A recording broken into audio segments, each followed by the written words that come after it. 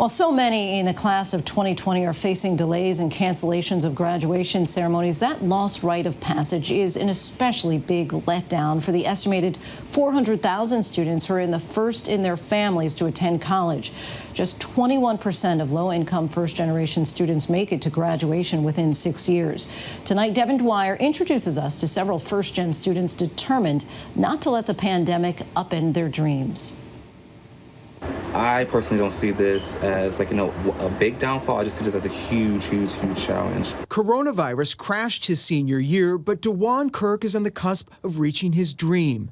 This month, he'll become the first in his family of 7 to get a college diploma. Did you ever imagine you'd be finishing up your dream from home? Everything just started getting canceled. It was just like, wow, it was overwhelming at first. So it took a long time to cope with things. From home in New Jersey, DUJAUN is putting the finishing touches on his degree in visual arts from Stevens Institute of Technology. His disappointment over postponed commencement ceremonies compounded by anxiety over a job market in freefall. For those students who are being robbed right now of graduation, it's a huge moment. NICOLE HURD runs the nation's largest nonprofit college access program. We are hearing students say mom and dad have lost their jobs, and now I have to think about employment because I might be the only steady income in my family. For Sophie Kim, a Korean immigrant and first in her family to go to college, the closure of her parents' nail salon during COVID-19 makes her dream of law school seem almost irresponsible. For a second, I thought, why am I going to put myself through more financial obligations with law school when my parents are really struggling on the deep end, The new financial pressure is especially heavy for first-gen teens hoping to start college. It's really just me trying to keep everyone afloat. And yeah, it's been tough. High school senior OMAR QUEVEDO-CATANA had to start working full-time at Walmart after his mother lost her house cleaning job of 20 years because of the pandemic. I just got done paying for the apartment bill, which rang up to $1,018.48. At a small desk in his bedroom, Omar pays the family bills and tries to keep from falling behind with homework. His daily commute past piles of trash and graffiti in his Texas neighborhood, a reminder, he says, of why he's determined to start college in the fall. I definitely don't want my future family or my older brothers or my little brother's family going around this kind of environment. A lot of people say, well, you don't really need college. Like, why can't these students just go and take on a blue-collar job? And many will. But if you want to do something about income inequality, then you have to look at a college degree and not a 2-year degree, but a 4-year degree. Before the pandemic, the gap was closing. More low-income first-generation students were enrolling in colleges nationwide. Now advocates worry that progress could be lost. I'm also concerned that with colleges and universities losing so much revenue that they will start to really target wealthier students or find other mechanisms to encourage full-paying students and limit their financial aid resources. For many already in college, the path to completing a degree now faces major disruption. Some of them will just drop out. That's called summer melt.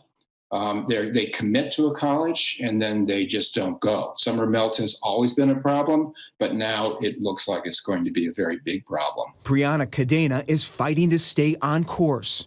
I don't know if I can do online classes again. It's just been, I don't know how many times I've had to regather myself and refocus on why I'm doing this. The Brown University sophomore from San Antonio says taking Ivy League classes remotely is starting to take a toll. I have an exam today. Last time I had an exam, I did it in the living room where basically my whole family was also, and I failed. So I'm logging myself in here so I can get it done. In Maryland, HINES is wondering whether the cost of tuition is still worth it when the classes have moved online. I work 8 hours a day, 40 hours a week, right? So on top of classes. Yeah. So it's like now I have to figure out how to put it all together, like classwork, then plus work. A juggling act complicated by the pandemic, causing Janaea, who dreams of becoming a surgeon, to think about delaying her college career. But, you know, comes with that, it's like consequences that comes with taking a semester off, like, because like, what if I take it off and then like I don't feel like going back? Like, I don't want to run into that. Many of our first generation college students are balancing multiple lives, and we don't necessarily have all of the structures in place on college campuses to make sure that they're getting all of their needs met. So many first-generation college students are determined to persist. I have to make sure everything that I'm doing, I keep going so I can make it. So when I make it, I can help the family, but also my siblings can look up to me as a role model of someone who did it. Shafiu Asumanu of New York City is the oldest of 4 and son of West African immigrants. The pressure to be his family's first college graduate is immense. My mom always tells me I'm her only hope. Basically make something for myself and for my family, and also for my community. From a small Bronx apartment, Shafiu is finishing his degree in advanced economics. When his dad recently lost work, he started helping pay some family bills and caring for his sister Habiba.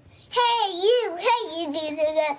Working part-time as a researcher from his bedside desk, he's also studying the habits of highly effective people.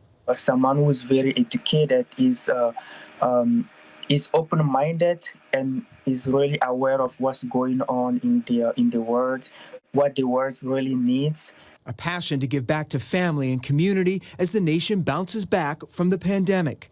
It's like paying it forward and like paying it back to my parents. Sophie Kim deciding to take that leap to law school despite the need for more loans.